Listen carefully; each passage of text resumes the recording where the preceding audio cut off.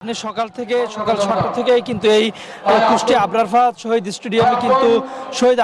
স্টেডিয়ামে কিন্তু নেতাকর্মীরা জড়ো হচ্ছেন। এখন প্রায় স্টেডিয়ামটা প্রায় অনেকটাই ভরে গেছে, তবে এখনো কিন্তু ৯টায় শুরু হলেও জনসভা কিন্তু এখনো প্রধান অতিথি জামায়াত ইসলামের আমির ডাক্তার শফিকুর রহমান কিন্তু এখন এসে পৌঁছায়নি। তার জন্য যে চেয়ারটি সেটা এখনো ফাঁকা।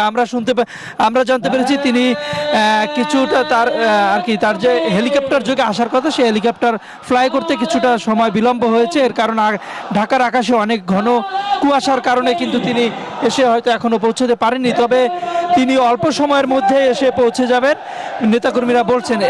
একটু জানিয়ে রাখতে চাই, যেহেতু এখন বেলা 11টা, তাই প্রচণ্ড রোদ। এই যে স্টেডিয়ামে প্রচণ্ড রোদ, তো নেতাকর্মী যারা বসে আছেন তাদের রোদে একটি ভোগান্তিতেও তাদের পড়তে হচ্ছে। আমরা দেখেছি একজন অসুস্থ হয়ে মাঠ ত্যাগ করেছেন। তো জামায়াত আমির এসে আবারও সেই বিগত যে জেলায় জনসভাগুলো করেছেন তার মতোই কিন্তু এই জনসভায় এসে তিনি এই কুষ্টিয়ার জন্য জামায়াত সরকার গঠন করতে পারলে কি প্রতিশ্রুতি আছে, কুষ্টিয়ার জন্য জামায়াত ইসলাম কি করবে, সেগুলাই তিনি এখানে বক্তব্যে বলবেন। তো এই ছিল জনসভার মাঠ থেকে আমার কাছে থাকা সর্বশেষ তথ্য। আসিফ।